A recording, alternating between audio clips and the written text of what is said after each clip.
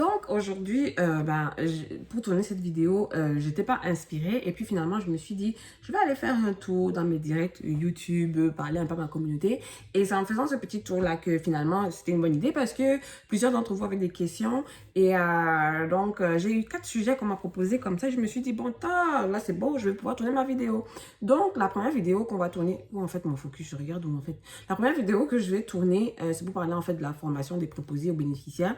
Parce qu'on m'a demandé, proposer aux bénéficiaires, est-ce que c'est quelque chose d'intéressant? Déjà, ce qu'il faut que j'explique de prime abord, proposer aux bénéficiaires, grosso modo, en fait, c'est quelqu'un qui donne des soins de base à des patients.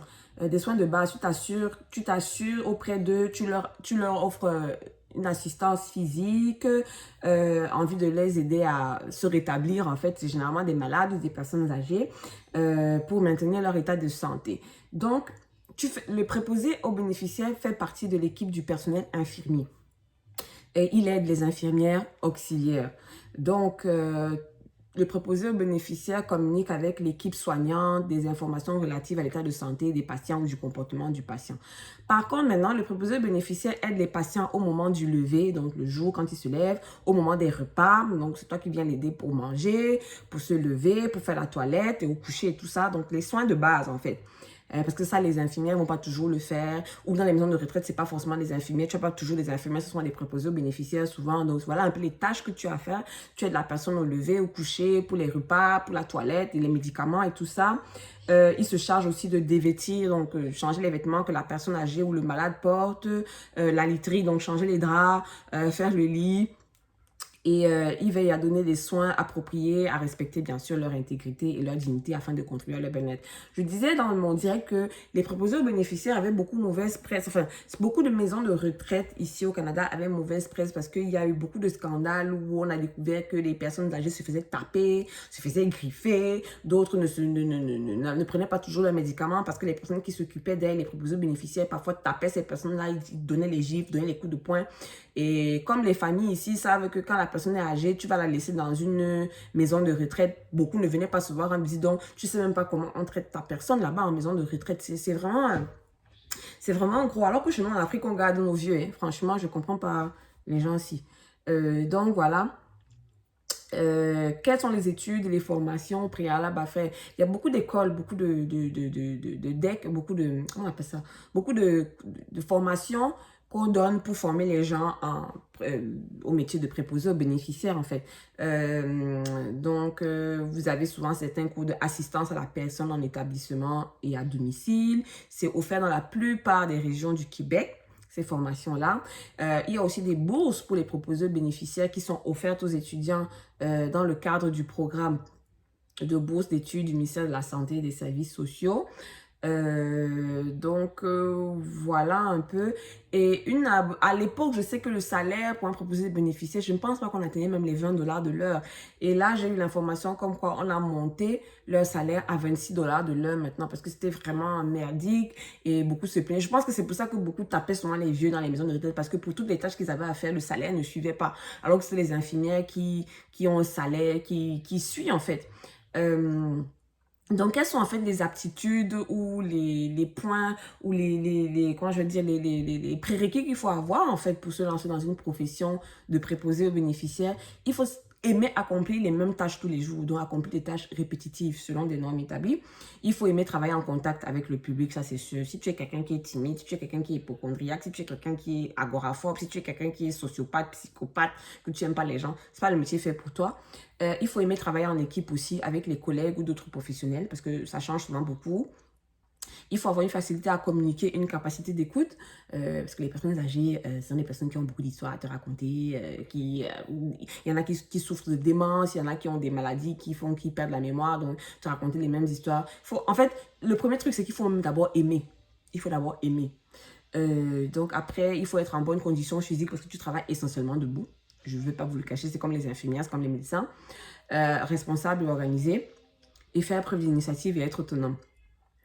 Donc voilà un peu machin. Les milieux de travail où les préposés aux bénéficiaires peuvent exercer Tu peux travailler dans un centre hospitalier, tu peux travailler dans un centre de réadaptation, tu peux travailler dans un centre d'hébergement et de soins de longue durée, les CHSLD. Tu peux travailler dans un centre local de services communautaires, les CLSC. Dans les centres hospitaliers, donc l'hôpital en fait, c'est là où on offre les soins médicaux généraux et spécialisés, les services diagnostiques, les soins sont offerts dans le secteur de la santé, tout ça, dans tout ce qui est hôpital.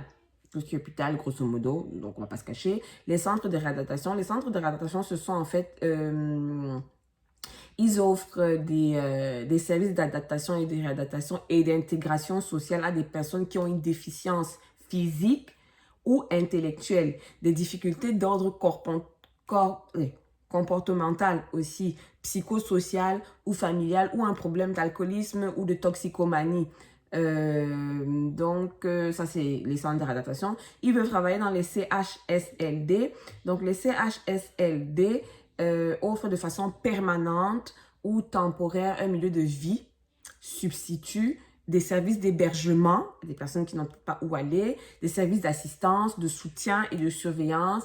Ils offrent aussi des services psychosociaux, infirmiers, pharmaceutiques, médicaux de réadaptation aux adultes qui, en raison de leur perte d'autonomie fonctionnelle ou psychosociale, ne peuvent plus demeurer dans leur milieu de vie naturel malgré le support de leur entourage. Ça, c'est les CHSLD. Donc, les préposés aux bénéficiaires peuvent aussi travailler dans les CLSC.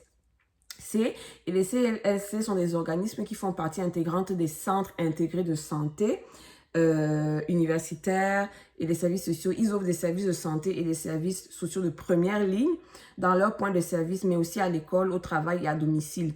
Donc, les CLSC offrent des services de santé et des services sociaux courants de nature préventive ou curative et des services de réadaptation et de réinsertion. Voilà donc en fait les différents milieux de travail où peuvent travailler les préposés aux bénéficiaires. Donc après ça, on va un peu faire préposé bénéficiaire salaire, juste pour que je réponde à cette question une fois pour toutes. Actuellement, le salaire d'embauche d'un préposé bénéficiaire est de 20,55 $ de l'heure, selon la grille salariale d'avril 2019. OK. Je préfère lire l'article. Alors, donc je trouve un article préposé bénéficiaire, le salaire c'est 49 000 par an. Martel, le Québec, ça date quand même de 2020. Donc, je vais aller lire l'information qu'on m'a donnée. Donc, actuellement, le salaire d'embauche, c'est même souligné en jaune. Mais selon Madame Morin, on va rentrer dans les détails. Dans une vidéo tournée cette semaine dans une classe de futurs préposés aux bénéficiaires de Laval, la coordonnatrice des ressources humaines du CISSS de Laval, Julie Morin, a expliqué aux étudiants qu'en vertu des conventions collectives en vigueur, leur salaire d'horaire à l'embauche ne sera pas de 26 $ de l'heure. Du moins, pas pour le moment. Donc ça répond à la question que Mimi Naïma me donnait dans mon direct.